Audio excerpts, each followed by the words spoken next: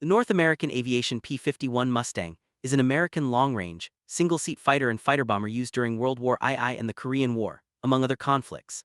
The Mustang was designed in 1940 by a team headed by James H. Kindleberger of North American Aviation (NAA), in response to a requirement of the British Purchasing Commission.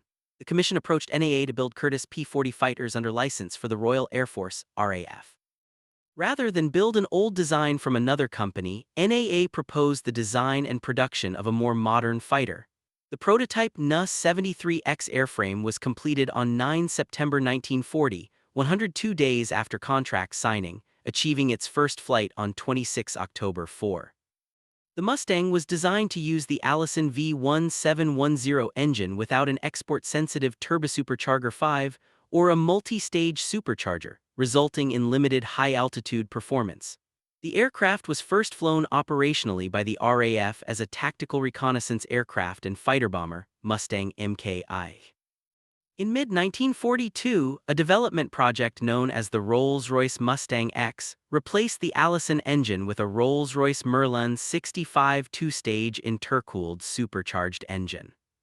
During testing at Rolls-Royce's airfield at Hucknall in England, it was clear the engine dramatically improved the aircraft's performance at altitudes above 15,000 ft, 4,600 m, without sacrificing range. 6. Following receipt of the test results, and after further flights by USAAF pilots, the results were so positive that North American began work on converting several aircraft developing into the P-51BC, Mustang Mk.III model, which became the first long-range fighter to be able to compete with the Luftwaffe's fighters. 7. The definitive version, the P-51D, was powered by the Packard V16507, a license-built version of the two-speed, two-stage supercharged Merlin 66, and was armed with 6.50 caliber, 12.7 Ma AN M2 Browning machine guns. 8.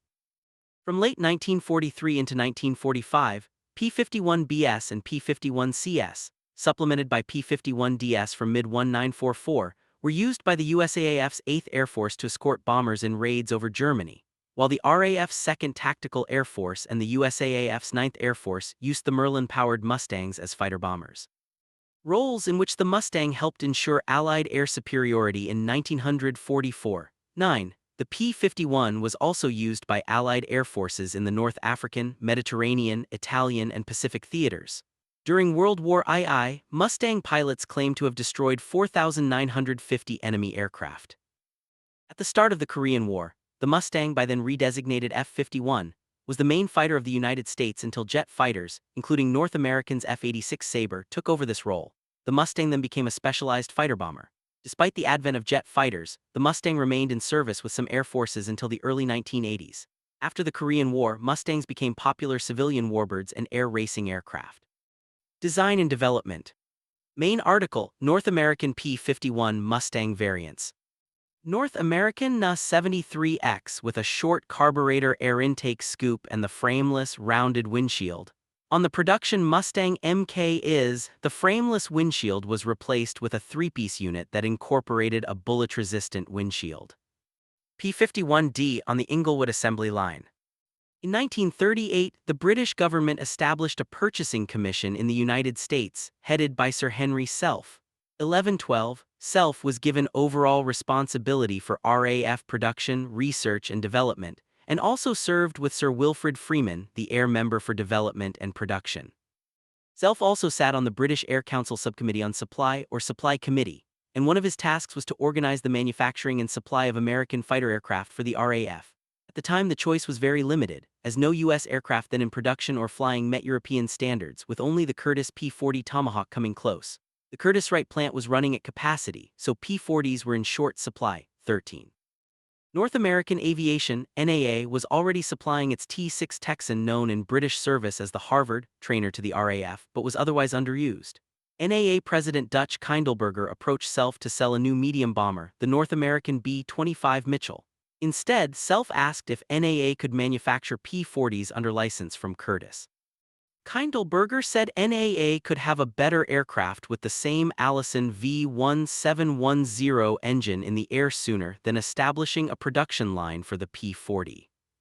John Atwood of NAA spent much time from January to April 1940 at the British Purchasing Commission's offices in New York discussing the British specifications of the proposed aircraft with British engineers. The discussions consisted of freehand conceptual drawings of an aircraft with the British officials.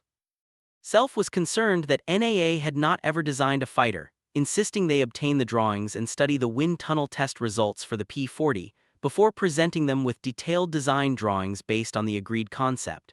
NAA purchased the drawings and data from Curtiss for £56,000, confirming the purchase with the British Purchasing Commission. The commission approved the resulting detailed design drawings, signing the commencement of the Mustang project on 4 May 1940 and firmly ordering 320 on 29 May 1940. Prior to this, NAA only had a letter of intent for an order of 320 aircraft. Curtiss engineers accused NAA of plagiarism. 14. The British Purchasing Commission stipulated armament of 4.303 in 7.7 machine guns as used on the Tomahawk, a unit cost of no more than $40,000 and delivery of the first production aircraft by January 1941. 15. In March 1940, 320 aircraft were ordered by Freeman, who had become the executive head of the Ministry of Aircraft Production MAP, and the contract was promulgated on 24 April. 16.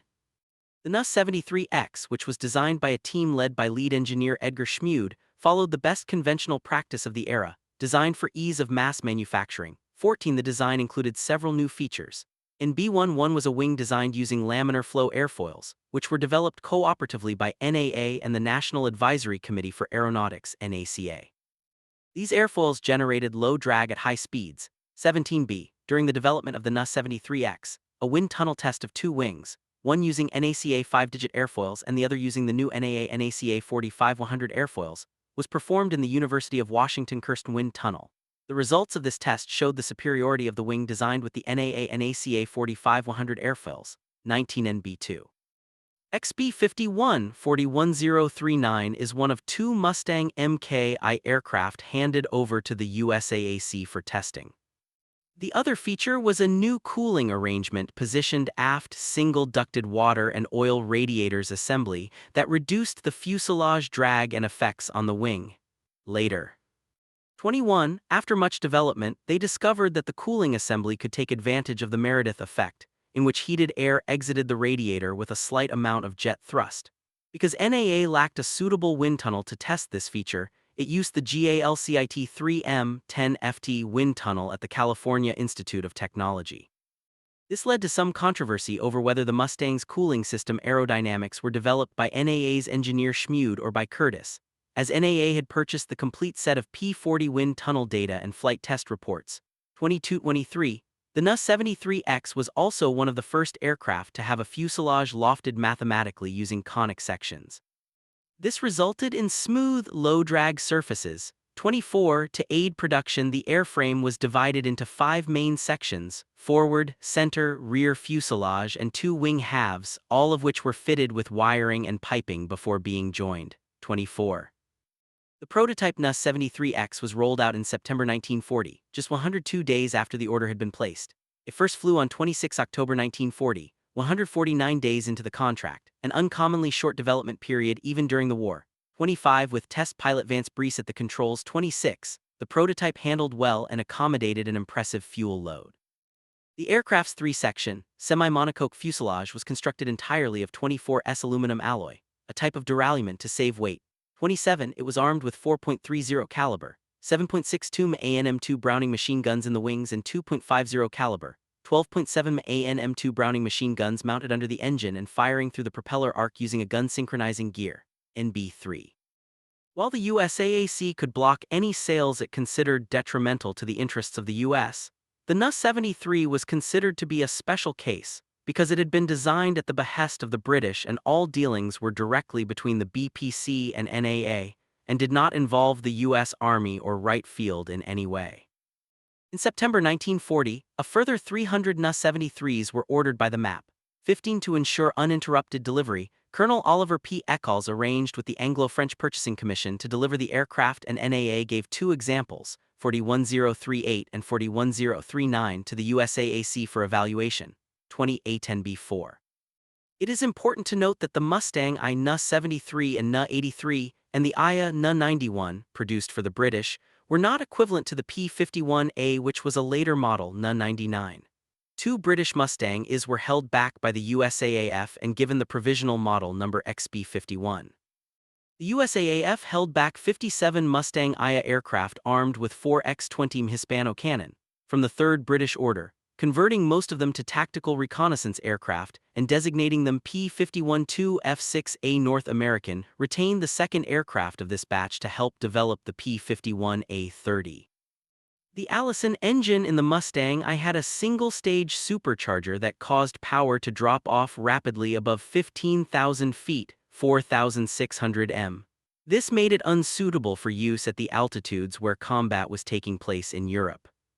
Allison's attempts at developing a high-altitude engine were underfunded, but produced the V171045, which featured a variable-speed auxiliary supercharger and developed 1,150 horsepower, 860 kW, at 22,400 feet, 6,800 m. November 1941, NAA studied the possibility of using it, but fitting its excessive length in the Mustang would require extensive airframe modifications and cause long production delays. 3132 in May 1942, following positive reports from the RAF on the Mustang I's performance below 15,000 ft, Ronald Harker, a test pilot for Rolls-Royce, suggested fitting a Merlin 61.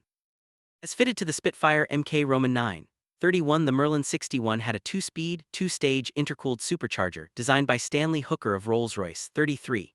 Both the Merlin 61 and V171039 were capable of about 1,570 horsepower, 1,170 kW, war emergency power at relatively low altitudes.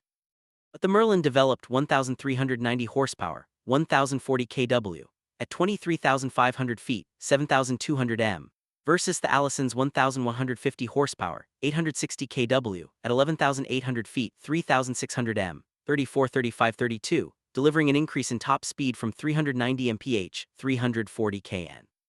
630 km/h, at feet 4,600 m, to an estimated 440 mph, 380 kn, 710 km/h at 28,100 feet, 8,600 m. In the end, the Merlin 61 was never fitted to the Mustang X, or any other Mustang. The 65 series, a medium-altitude engine, was fitted to all Mustang X prototypes. 36. Initially, the Mustang's steadfast champion, USAAF Assistant Air Attaché Major Thomas Hitchcock, was concerned that the USAAF had little or no interest in the potential of the P-51A and its development with the Merlin engine. He wrote, "Its development in this theater has suffered for various reasons. Sired by the English out of an American mother, the Mustang has no parent in the Army Air Corps to appreciate and push its good points. It does not fully satisfy good people on both sides of the Atlantic who seem more interested in pointing with pride to the development of a 100% national product." 37.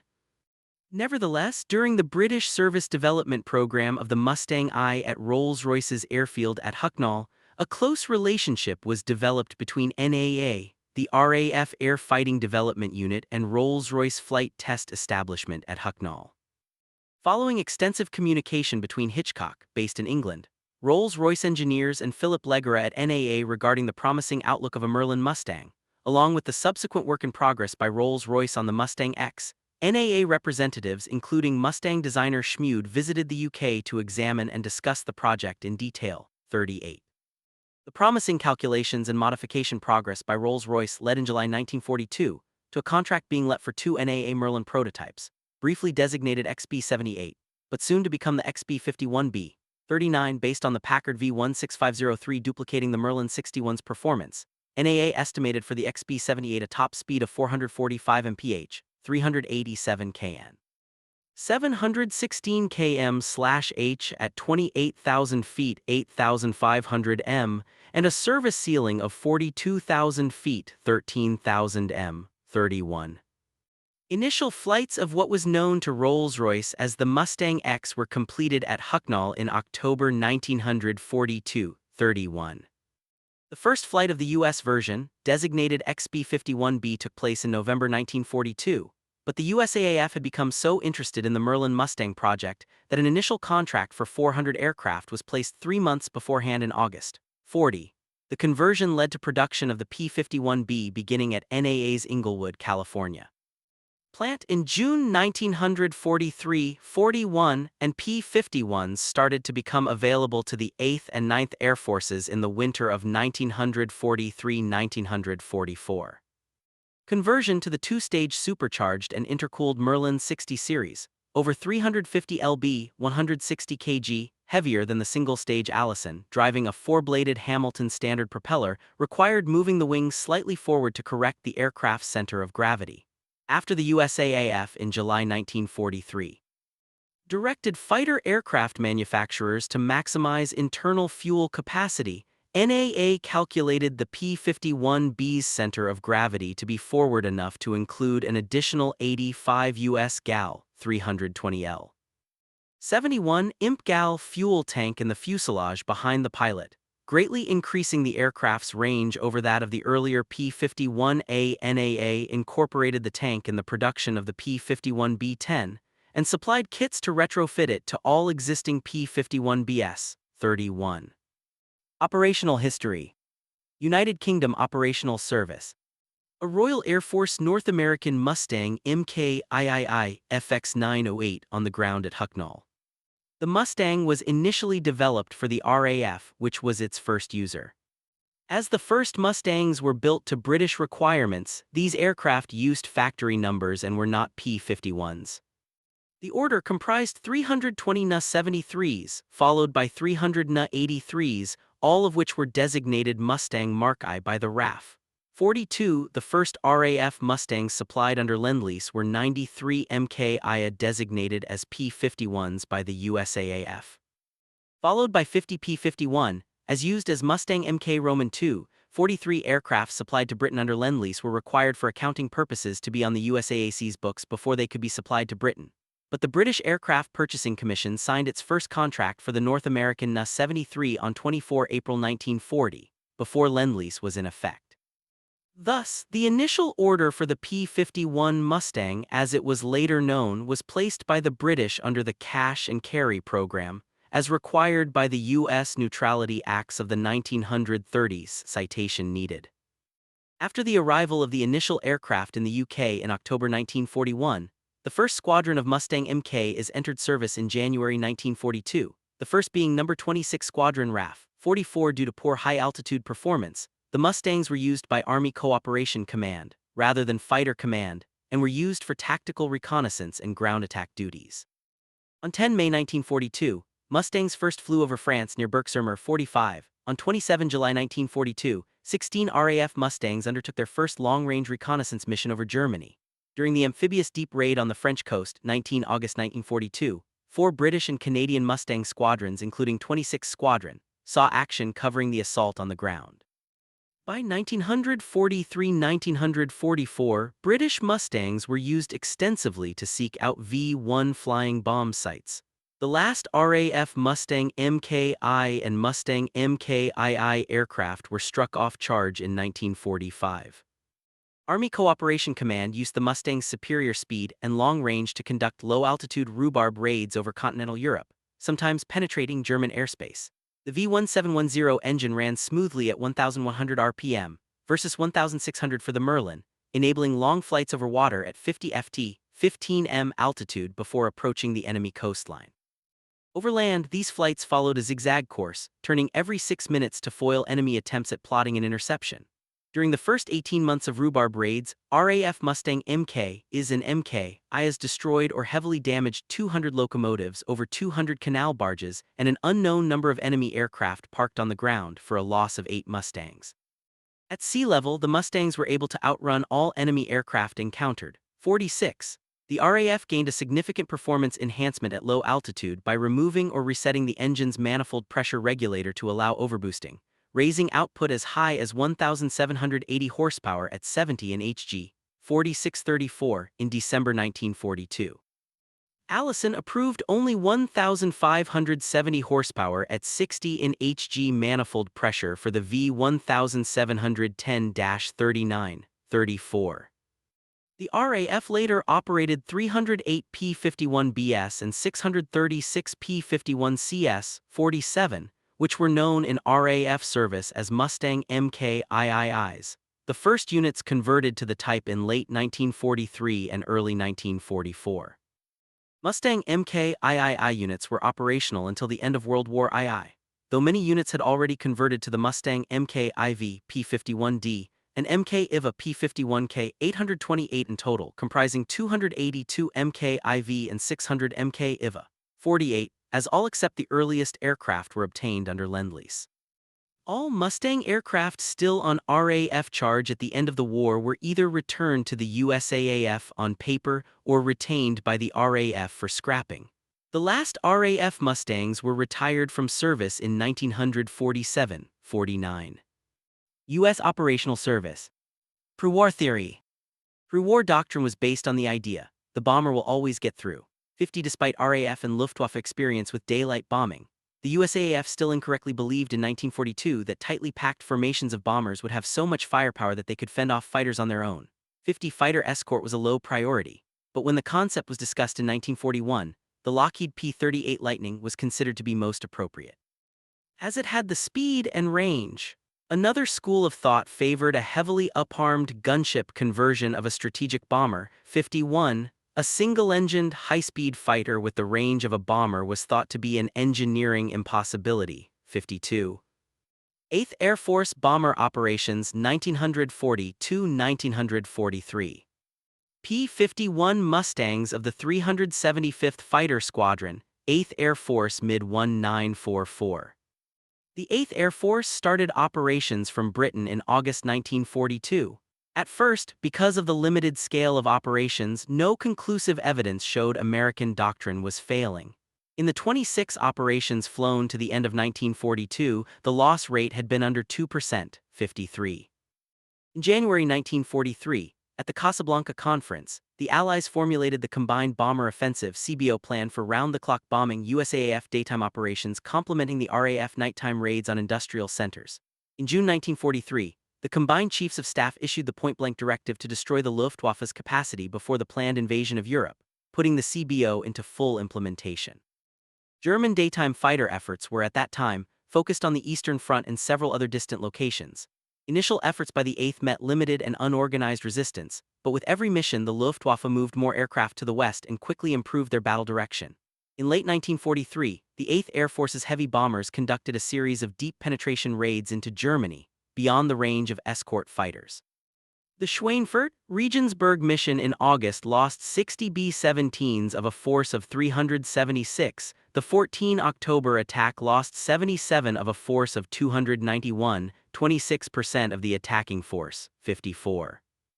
For the U.S., the very concept of self-defending bombers was called into question, but instead of abandoning daylight raids and turning to night bombing, as the RAF suggested, they chose other paths.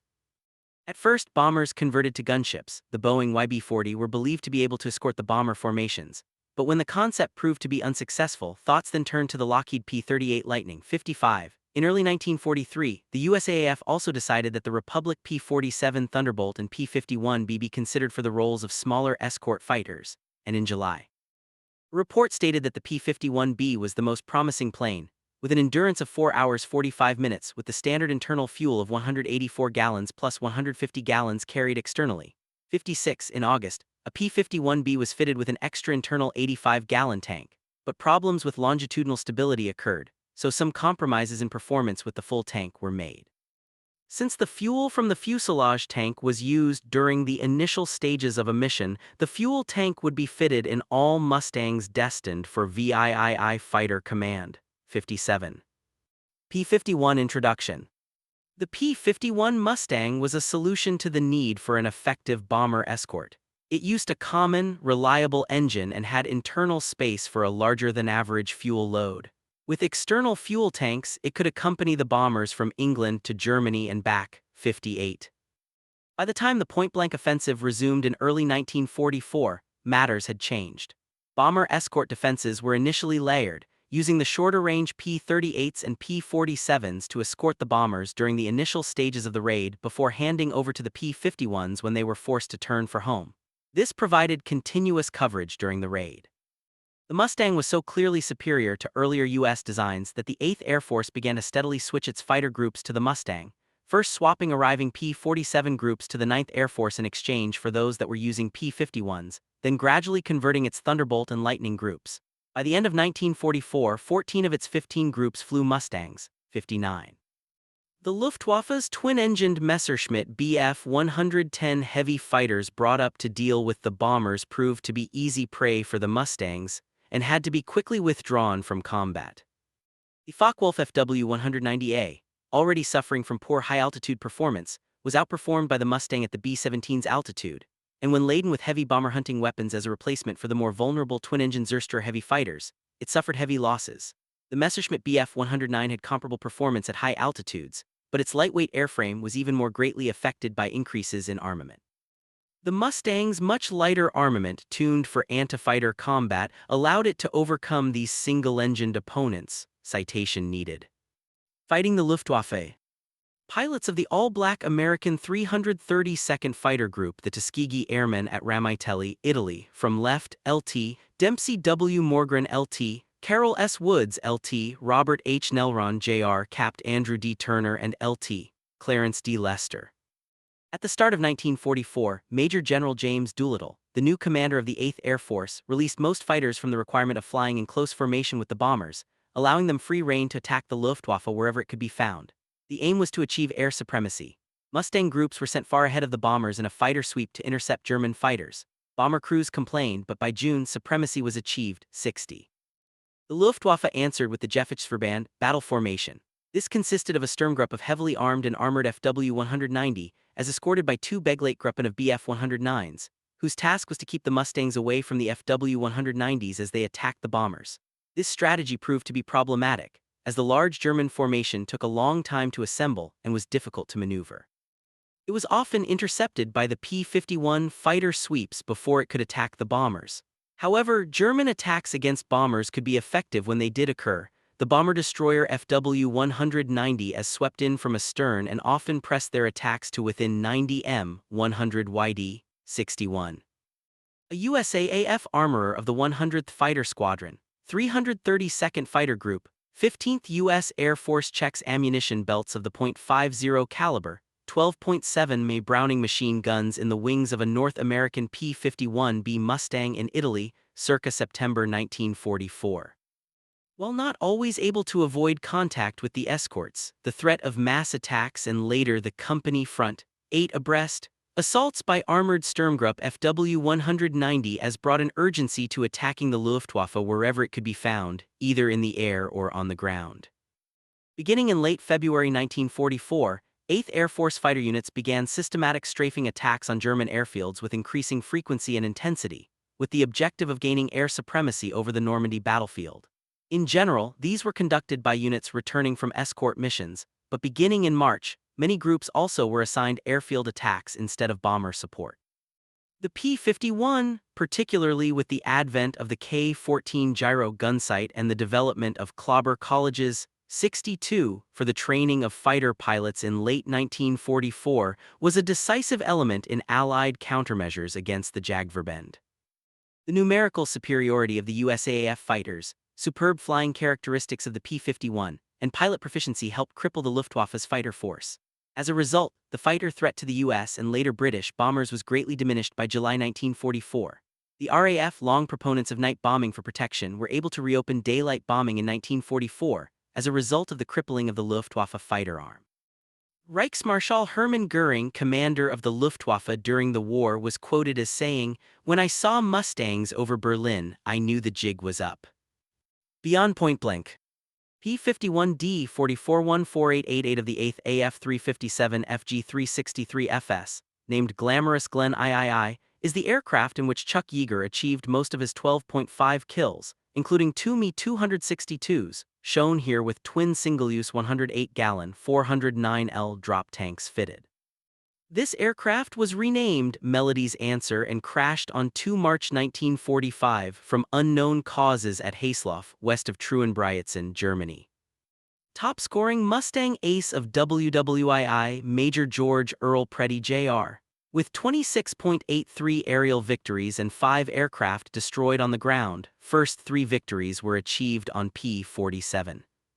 On 15 April 1944, VIII Fighter Command began Operation Jackpot, attacks on Luftwaffe fighter airfields.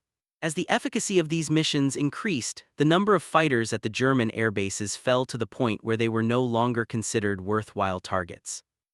On 21 May, targets were expanded to include railways, locomotives, and other rolling stock used by the Germans to transport materiel and troops. In missions dubbed Chattanooga 65, the P-51 excelled at this mission, although losses were much higher on strafing missions than in air-to-air combat, partially because the Mustang's Merlin engine, being liquid-cooled, was vulnerable to radiator and coolant line damage from small arms gunfire.